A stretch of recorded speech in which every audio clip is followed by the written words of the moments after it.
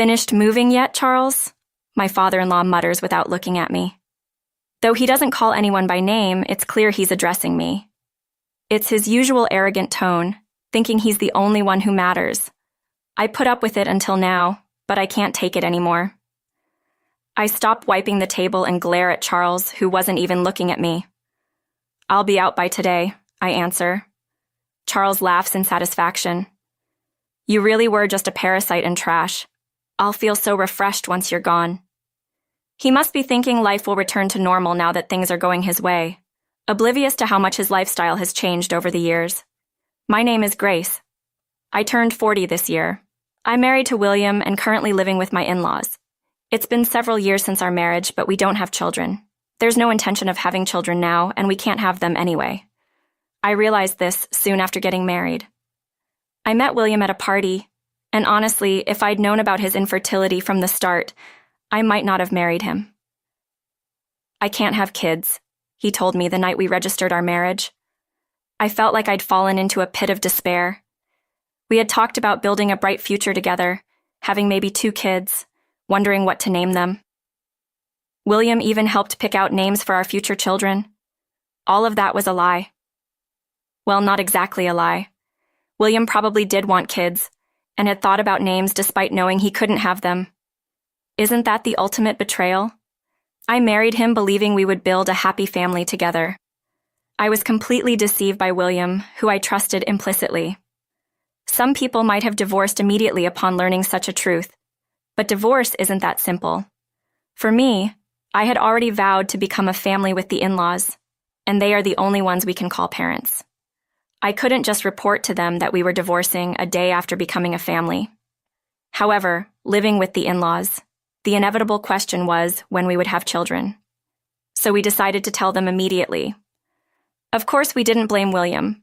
We said it was due to a female issue on my part.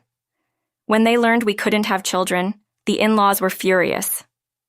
A useless woman who can't bear children should leave this house immediately. Father-in-law Charles naturally tried to kick me out and treated me like a servant from then on. From the moment I entered the in-laws' house, I was never treated with dignity, always less than human. I always ate alone in the kitchen.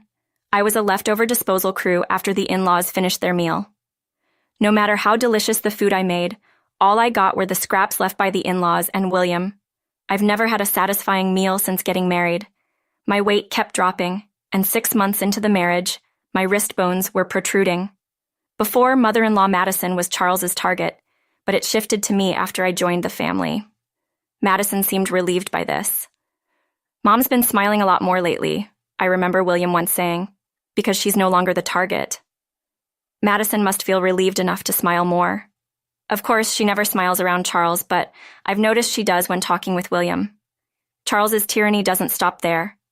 Once he knew we couldn't have children, he ordered me to work from dawn to dusk. Since you're lacking as a woman, at least be useful as a person in this house. I'd always planned to work even after marriage, and I didn't want to stay in this house any longer than necessary. Getting up early to do chores, sending everyone off, then going to work was tough, but having a job with flexible hours helped. Adjusting my return time to get home before everyone else was a plus. Even if I got home early and did chores, I never ate with everyone or received compliments for my cooking. Charles, in particular, would often throw away my food without tasting it. It looks bad. Neither William nor Madison ever complained or said anything else about it. Even if I complained from the kitchen, there were hardly any conversations during meals. I wonder if they really enjoy eating in silence, but all I do is watch them quietly. I had no choice but to get along with the in-laws.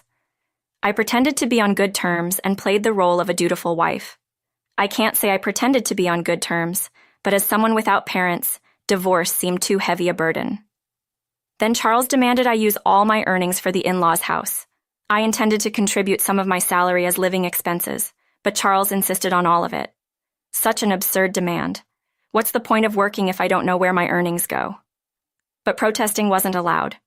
Charles's decisions were absolute, and opposing him wouldn't improve anything. It was easier to comply, keeping Charles in a good mood, and sparing myself the sight of Madison and William's sad faces. In the end, the main problem in this marriage was Charles. Madison and William weren't much of an issue. Charles was the one who tormented and oppressed me. It seems Madison used to manage the household finances, but it became my duty after marriage. Madison, isn't it too much for Grace? Suggested to Charles. Shut up. I was dismissed as such. In Charles's eyes, Madison and I are no different. Being women, we're seen as worthless and not allowed to have opinions. I took over the household ledger from Madison. When I first saw it, I almost fainted. But now, after several years, I've gotten used to it. Perhaps because there's one more breadwinner, Charles started spending more recklessly than before I came. Because it's for work, he said, increasing his nights out. The three of them, excluding me, started going on trips during long weekends. They never did such things before, but suddenly things changed. He still doesn't treat me as family, calling me a parasite or trash. I'm just a housekeeper who costs nothing. In my 20s and 30s, I didn't mind much, even thinking it was peaceful when Charles wasn't home. But as I approached 40, I couldn't tolerate Charles's behavior anymore. Listening to him and silently obeying seemed foolish and bothersome. I lost my fear of Charles and started talking back. He didn't like that and gradually began to resent me. The negative loop continued to worsen, and recently my relationship with Charles had become extremely strained, with almost no conversation between us. Whenever Charles did speak, it was only to badmouth me. I would retort in kind, making the atmosphere at home dreadful. It had escalated to the point where he was telling me to leave the house, but I wouldn't stay quiet. Where do you expect me to go, knowing I have no parents? I'd snap back every time. Charles would slam his glass onto the table in anger. He'd broken so many glasses this way that I lost count. Why should I have to think about that? A woman like you shouldn't talk back to me. Madison and William would quickly leave the room, sensing another outburst. Once it got to this point, it was Charles's show. You don't appreciate that you're allowed to stay in this house. Don't get too high and mighty, you parasite. He would start complaining, face redder than when drunk. We've had this conversation hundreds of times. I was tired of being yelled at. Usually I would give in and apologize. I'm sorry. But that day was different. You better stop saying things like that, Charles. You're not getting any younger. You should start calming down. I was in a bad mood too and retorted sharply. Charles, not expecting me to talk back like this, was furious. Who do you think you're talking to? I am the master of this house. A wife like you shouldn't have opinions. I knew I had crossed the line, but I couldn't stop myself. I've been his wife for years. Isn't it time I'm treated like a human? You're retired now with less salary. Looks like the tables are turning. Once I started, I couldn't stop. With all the built-up frustration, I confronted Charles head-on. He escalated too, eventually grabbing me by the collar. A person like you isn't needed in my house. I don't want to see your face anymore. Pack your things and leave right now. He yelled so loud that the furniture shook, pushing me away. I should have apologized right there, but I couldn't hold back anymore. Fine. You want me to leave? That'll make you happy, right? Charles, looking down on me, spat out, Yes. Unable to stay silent, I said, Then I'll do it. He stormed off to his room with a loud noise, and I, a bit calmer, started cleaning the living room Charles had dirtied. Madison came to check on me with a worried look, but left without saying anything, returning to her room. I had no place in this house anymore. Neither William nor Madison would protect me. Years of endurance exploded, making me feel even more isolated. The next day, as usual, I got up early and started my routine. Charles woke up and came into the living room. He sat on the sofa, leaning back and spreading out the newspaper without even glancing at me. Then he asked, without looking, Finished moving yet? There was no way I could have moved out so soon after yesterday's events. I didn't even think he was serious. I thought it was just a drunken outburst, not something he meant. This was about leaving the house, right? When will you leave? You have no right to live here anymore. Even as he spoke, Charles never looked at me. I stopped wiping the table and turned to face Charles. If he's serious about wanting me to leave, then I'll respond seriously. I'll be out by today. Madison, who was listening nearby, froze, her worried gaze falling on me. It's clear that once I leave, Madison will become the target again, and she doesn't want me to go. But Charles insists I leave, so I have no choice. More precisely, the option to apologize and continue living here was never there. Never there. Charles laughs loudly, likely satisfied that he's getting his way. I rush out of the living room, quickly pack my things, and leave the in-laws' house. I haven't decided where to go, but I feel liberated. I sent a message to William, who was already out. Please divorce me. A lawyer will contact you. Then I turn off my phone. Over the next few days, I find a lawyer and have them contact William and the in-laws. Charles, thinking divorce was inevitable, pressured William into signing the divorce papers quickly. William kept looking between me and the divorce papers, but there was no room for second thoughts. Charles was insisting. The divorce is finalized, and I had no intention of returning.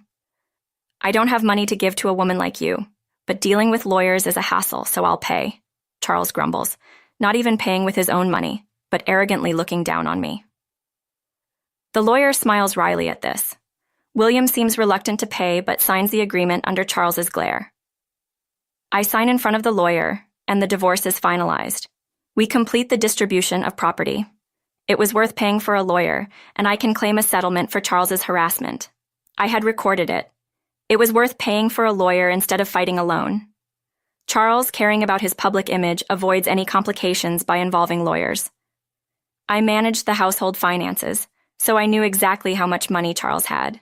That's why I was able to suggest an amount he could just about afford. With the property distribution and harassment settlement paid in full, I started a comfortable life in my apartment.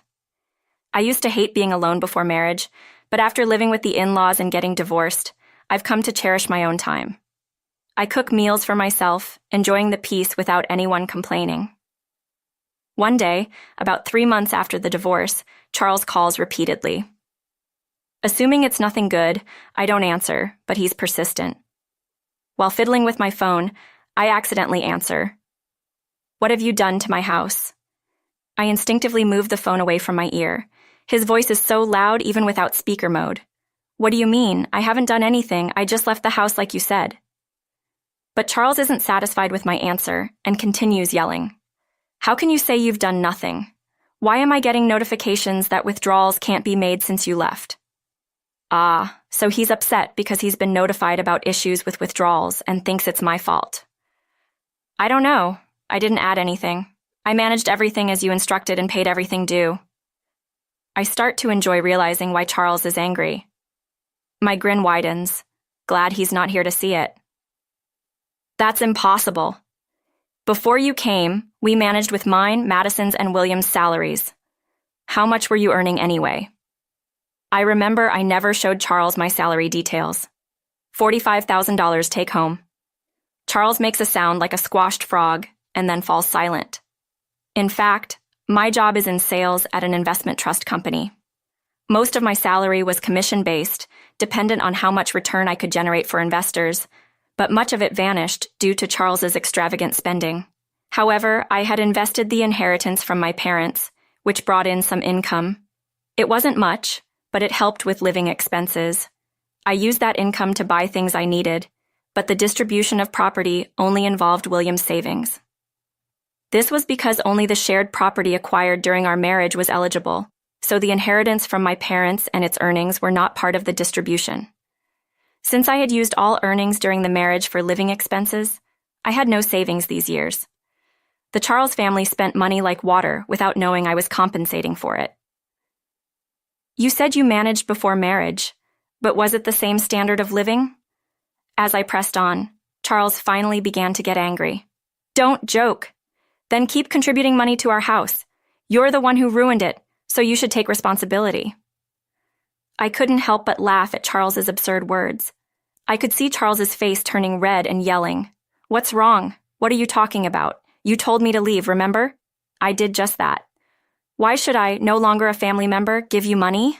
I answered, half laughing, and then heard something break on the other end. Charles must have thrown another tantrum.